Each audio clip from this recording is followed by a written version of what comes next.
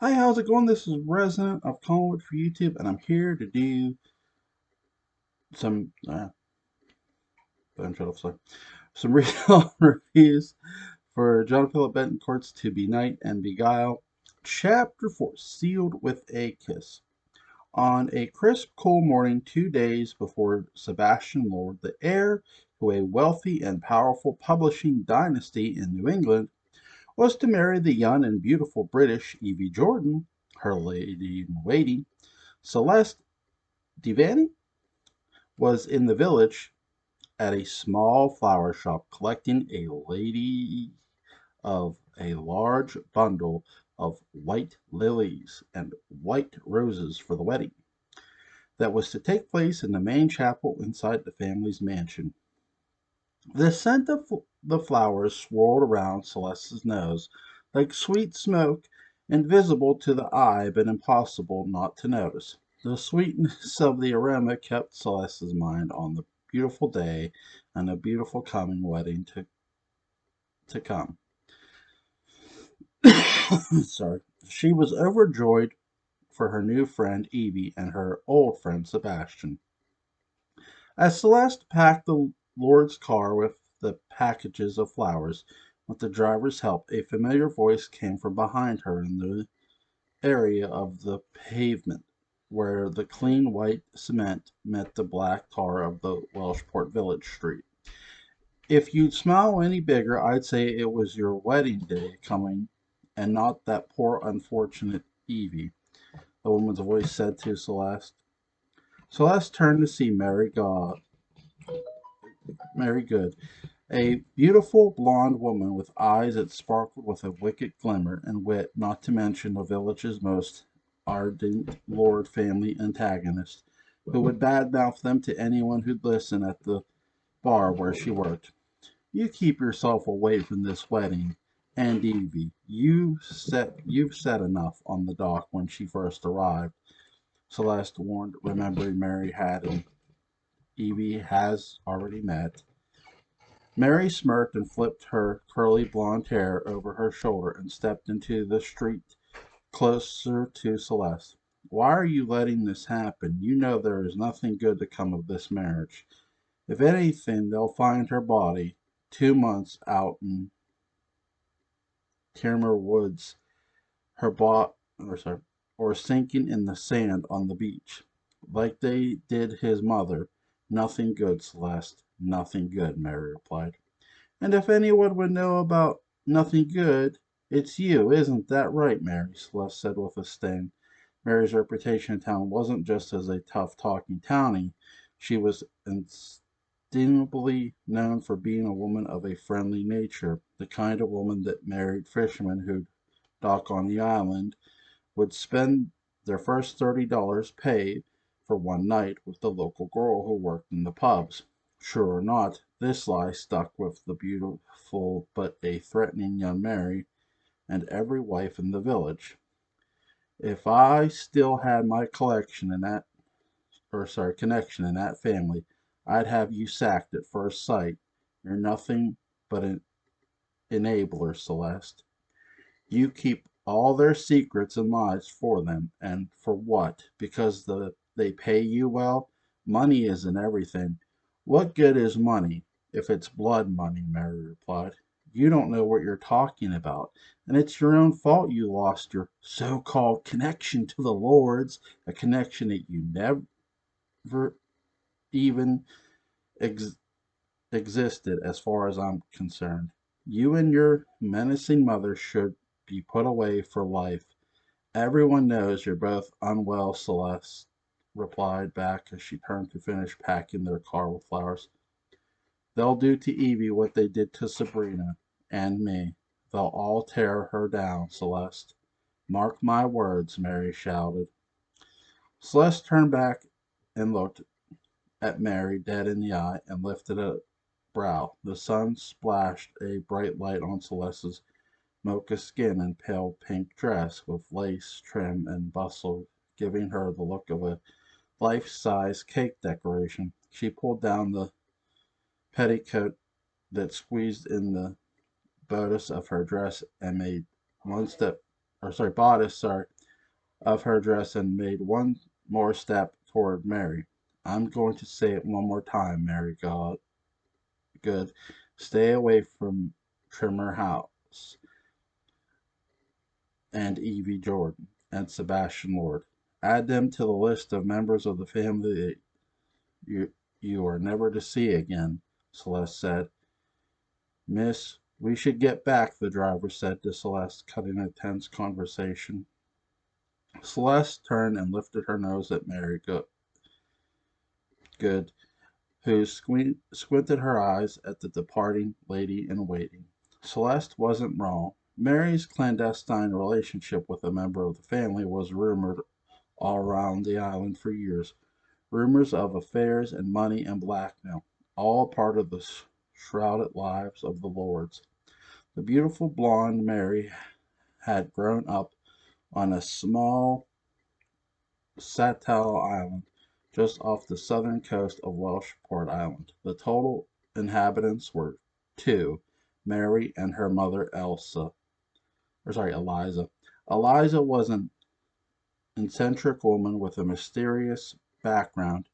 She had given birth to Mary in their little cabin on the small nameless island that the locals of Welshport called Good Island. After the strange woman called it home,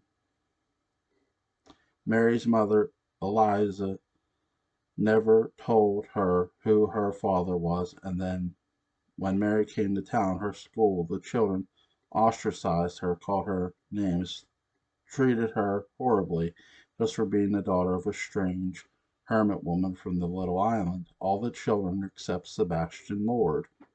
Although they were never friends, Mary noticed how he tried to take attention off of her from the meanest children, and often smiled at her from across the class, his kindness always shining in his eyes, but never spoken. But as they grew up, along came a spider. It was another Lord family member who found interest in her at the age of 20. This man was obsessed with her, but forced her to keep their relationship secret until one day she told him she would have to tell them all because she was pregnant. The baby's father was Jacob Lord. Jacob tried everything he could to end her pregnancy. Dick threw her down the stairs, locked her away, and did not feed her. She was discovered, and the baby girl was born, and the family did everything they could to cover for Jacob and tarnish Mary's image in town, more than it already was for being the daughter of a strange woman from Good Island. The Lords were, really, being the daughter of a strange woman from Goody Island. The Lords were the ones who spread the false rumor of Mary's so-called scandalous profession when she was nothing more than a barmaid. Mary's baby girl, Charlotte, only saw her 3 times, and now memories of Mary are fading, and Mary knows it. The Lords refused to allow Mary to see Charlotte, and Mary's hate for them grew and grew with each passing of Charlotte's now 10th birthday. Okay. Mary stood on the street watching as Celeste's car drove off in the distance as a man whistled at her in her blue dress with its slinky tassels and hem of silk torn at the bottom. Mary rolled her eyes at the man and shooed him away. All she had on her mind now was how she was going to get into the mansion and stop Evie from making the biggest mistake of her life, becoming a lord. That late afternoon a large tin pot boiled over a roaring fire over the hearth of an iron stove in a small cottage in the village. The small cottage had a cabin-like feel and smelled of rosemary, thyme, and lemon, the herbal and citrus ingredients of bubbling chicken soup with potatoes and carrots on the fire. Celeste's live-in partner, Philippi Braga, was busily slicing a Portuguese-style cornbread, freshly baked, for the meal he had made for Celeste, who burst into the cottage in a fluster. She had just been dropped off by the lord's family driver as he returned to the estate with the flowers for the wedding. "Hope you're hungry," Philippe said as he peeked around the corner of a half wall from the kitchen, his caramel skins seeming to glow in the afternoon sun that snuck in through a kitchen window. "I've lost my appetite," Celeste said as she collapsed in a soft armchair near a small oil lantern whose lit glistened on her mocha skin. Whose light. "What happened?" Philip asked, stepping into the front room. "Mary, Mary Good. That's what happened," Celeste replied. "Good, the hermit? Oh, Eliza's daughter?" Philip asked. "I ran into her in town, and she wasn't exactly happy about the whole wedding thing. I don't know, something tells me she's not going to let this go off tomorrow without getting herself into trouble," Celeste said. "What exactly did she say?" a voice said from the other side of the kitchen's half wall. It was Philip's best friend and boss, the village constable, the blue-eyed Christian Evans, who had come over to share dinner with Celeste and Philippe, I think. The friendly dinner date had slipped Celeste's mind. "Oh, I totally forgot you were coming for dinner, Christian." "Forget what I said," an embarrassed Celeste said, feeling like she was gossiping in presence of a town official, one like Christian who had law flowing in his veins. "She hasn't exactly been the most law-abiding citizen, Celeste, so if Mary is throwing out threats to anyone in the Ward family again, I think I should know about it," Christian said.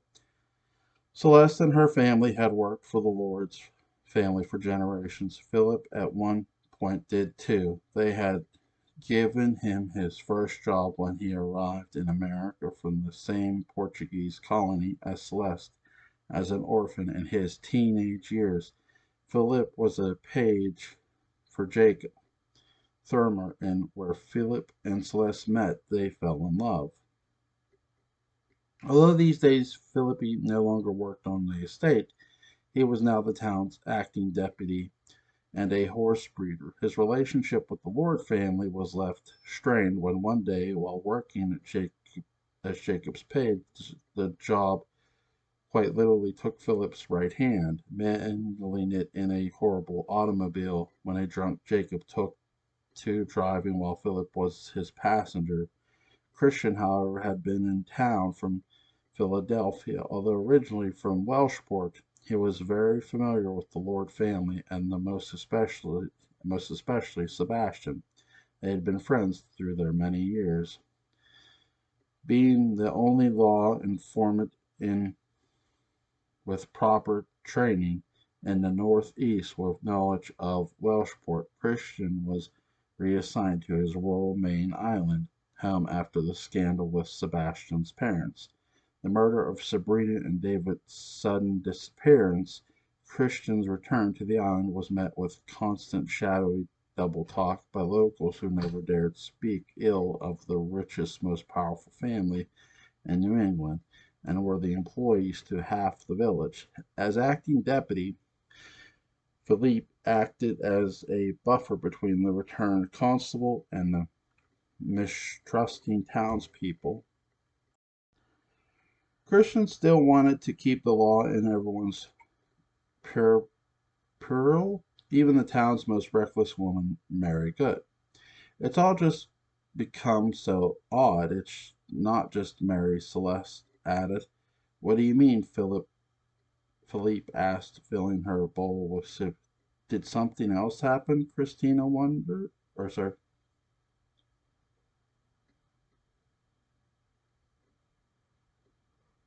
Christian wondered. Celeste took a breath before replying because of the strange happenings at turmoil, but let it all out. Charlotte bit the new Mary Lord. Evie bit her so hard she drew blood. I've never seen such a thing. It was as if she was trying to, I don't know, take something from her, a piece of Evie, just in the way she did it, and wouldn't let go. It was horrifying.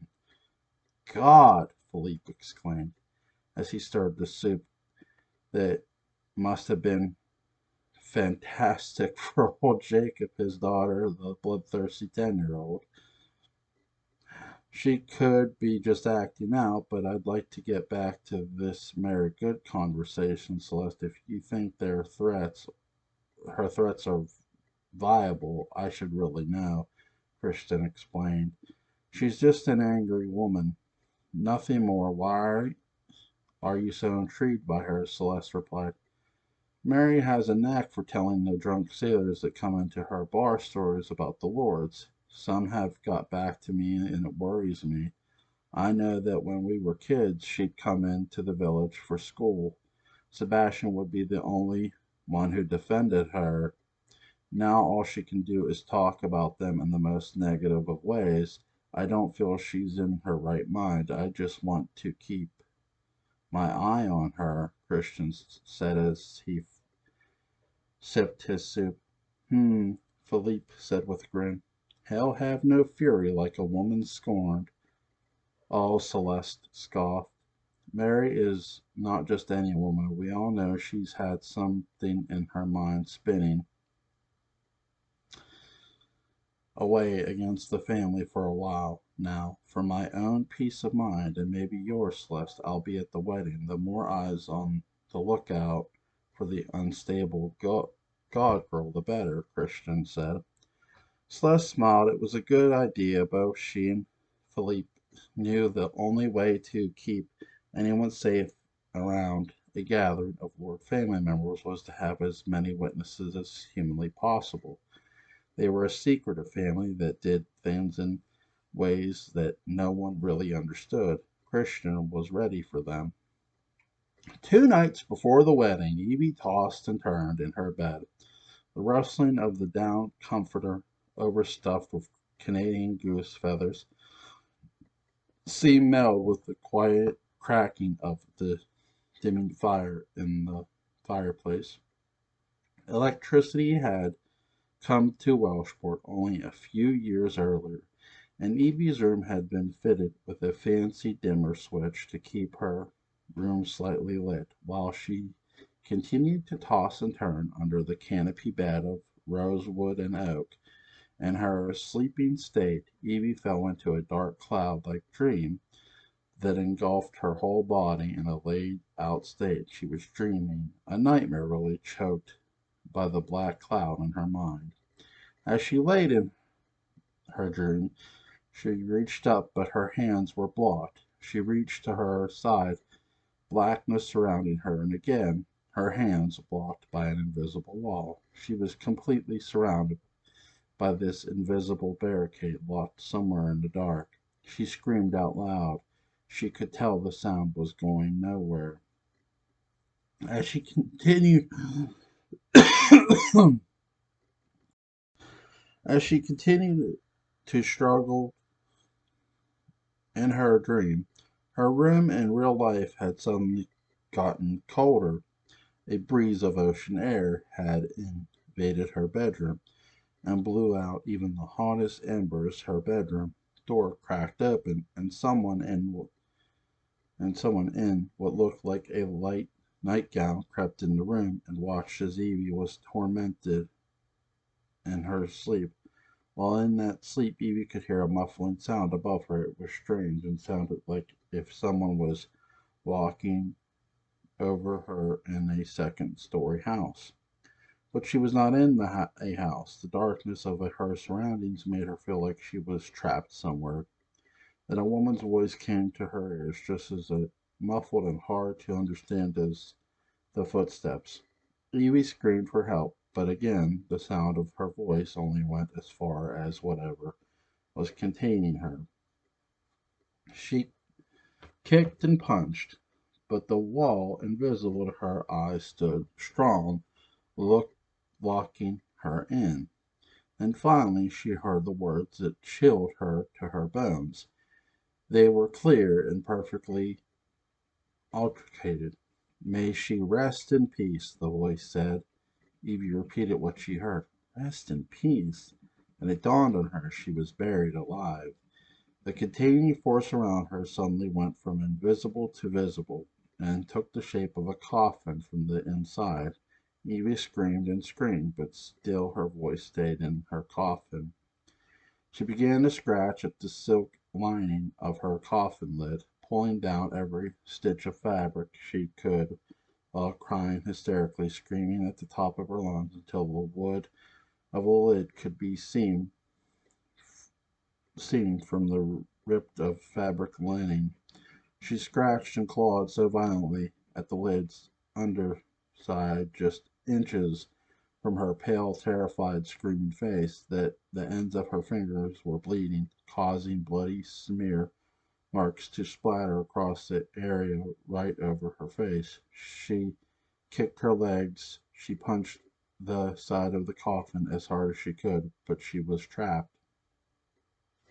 The air was now getting thinner. She was losing oxygen quickly inside the dark coffin that seemed to have a sinister red glow coming from the unknown source. As the final gulps of oxygen began to vanish, Evie screamed one more time to the people above her grave, "I am alive!" The scream from with her own drum was so loud that it woke her up in a sweaty, breathless mess to a shocking guest in her bedroom staring right at her. It was Charlotte. "Charlotte, what are you doing?" Evie asked, trying to compose herself after waking from her nightmare. "I needed to say I was sorry I hurt you," the girl said, carefully placing herself on the edge of Evie's large bed. Evie felt a coolness of air kiss to back of her moist neck, wet from sweat from the nightmare. "It's okay," Evie replied, pulling the covers closer to her chest to warm her from the cold air. "You should go back to your room. It's very late, and we have a big day tomorrow," she added. "Are you happy to marry Sebastian?" Charlotte asked, out of nowhere. Evie smirked at the surprised question and replied, "Very much so." "Do you love him?" Charlotte asked again. Evie looked at her soon-to-be-in-law and her hand, aching a reminder of the bite she gave her earlier that day.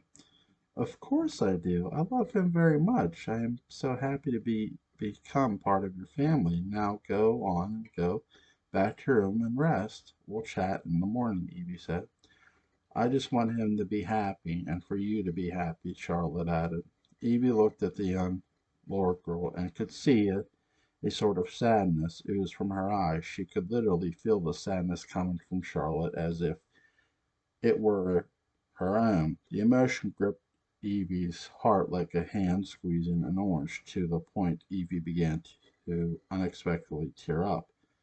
"You love your cousin very much, don't you, Charlotte?" she asked. "He's the kindest person I've ever met." "I wouldn't hurt him ever," Charlotte replied. "That's very good. It's good to keep those you love and protect them and not hurt them. But you're hurt. You hurt me. Why did you bite me?" Evie asked, seeing a moment to connect and bond with the odd girl. Charlotte didn't answer at first. She only stared at Evie's bandaged hand that she then went over and caressed. "Sometimes I feel strange, and I feel like I'm someone else. I don't know. It's like a warm feeling, but also very scary. I just feel like I need to do something, and it was an urge, something strong. I feel awful about it. I hurt you." "I know I did. I didn't mean to," Charlotte explained. And in that moment, Evie knew that she wasn't the only one feeling out of place. For Charlotte, Evie, being the only young lady in a world such as the one the Lord family traveled in, probably felt unbearable, stressful, and it seemed to reason the bite was Charlotte reacting to with stress at the changing dynamic. Biting someone was perhaps a bizarre extreme way to do it, but Evie felt it better or just move on and heal, literally. I understand when I was your age. I sometimes did things to get a rise out of my father, too. But I wouldn't, but I want us to be friends, sir. Good friends. Is that okay with you? Evie asked. Charlotte smiled. It's okay with me, the girl said as she slid off the bed. But before she left, she came up to Evie, who felt her body freeze with apprehension.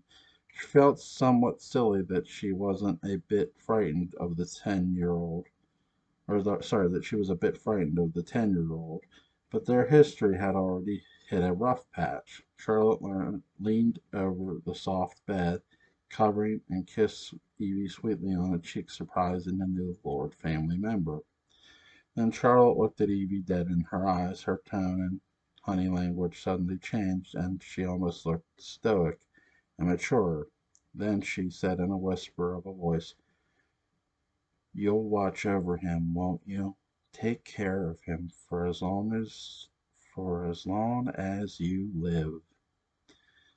Sebastian, of course, Evie replied in the same low whispered voice. Because you must. He is the girl paused. What is he, Charlotte? Evie asked, picking up Charlotte's strange feeling of uncertainty of what to say next. He's important. Very important to us. To all of us. But I will trust in you, Charlotte replied, sounding older than her 10 years. Evie felt the conversation was strange, but smiled politely and nodded yes, then watched the young girl take her leave from the room, satisfied with Evie's agreement to take care of Sebastian, her beloved cousin. As Charlotte left Evie's room, she passed a large gold framed oval floor mirror that stood next to the door of the bedroom, but when she passed the reflection was a full grown woman in a similar colored dress, with dark hair, pale skin, thin frame, and beautiful. The shocking visual sent chills up Evie's spine, and she shouted, Charlotte! The little girl turned and stepped back, passing the mirror again. What is it? The startled little girl asked, but this time the reflection was of Charlotte, her 10-year-old tiny body perfectly framed in the mirror she stood beside. Evie exhaled thankfully for seeing the right person in the reflection, but her heart still pounded like a freight train in her chest. Nothing, nothing. Good night, she replied, stammering in her speech. Charlotte smiled and left the room, leaving Evie alone again in a room where the temperature slowly began to warm again, the embers in the fireplace glowing hotter all on their own. Evie wasn't sure what she saw. She wasn't sure what she dreamed, but she knew that this house, Tamar House, was a place where her heart and mind were going to be tested at every turn. She rolled over in her bed and stared out of the window, unable to sleep. As Charlotte walked down to her room, all the glass and picture coverings reflected the older woman's body, just as it had in the mirror in Evie's room. It was a spirit of Sabrina Lord inhabiting the body of her little niece, Charlotte, living a new life that she was there to stay. In the other room that shared a wall with Evie that had a large painting of a woman hanging in it, the eye once again changed. Someone had decided to watch Evie sleep just after Charlotte left. It was Jacob. His diabolical mind was quickly at play. He could tell the young woman from England, his nephew's bride to be, was in a way finding it hard to be away from home, and perhaps in over her head. He could see the vulnerability in her. It was alluring. There was something about her he knew he could use her innocence to his own advantage. Evie and her wedding to Sebastian stood in the way of Jacob and his family's vast publishing fortune. With a wicked plot floating in his mind to correct this, Jacob had enlisted Jasper with a hefty paycheck to deceive Rebecca with fake psychic powers to get rid of each of the other family rivals one by one to make Jacob the sole Lord family heir. All he had to do now was put the plan in motion, one piece of the puzzle at a time, and like dominoes, they would all fall, and he would be the last Lord standing. As Evie fell back to sleep, Jacob slid the cover over the painted eyes, back returning the woman's painted face, back to its frozen state of eternal worry. So that was chapter 4, Sealed with a Kiss. I like how you have Sabrina, who is literally in a kid's body, who's literally in a 10-year-old's body, 10-year-old Charlotte. So Sabrina Lord is is inside Charlotte's body. And I'm sort of wondering now with Sabrina, checking on Evie and now coming to like realizing, okay, Evie loves Sebastian. I wonder how much Charlotte maybe secretly knows about Jacob. Charlotte slash Sabrina secretly knows about Jacob when we just haven't heard it yet. So that's something I'm wondering. I like the little plot twist there. I love the image of the village and the large estate, and you got these big woods and stuff.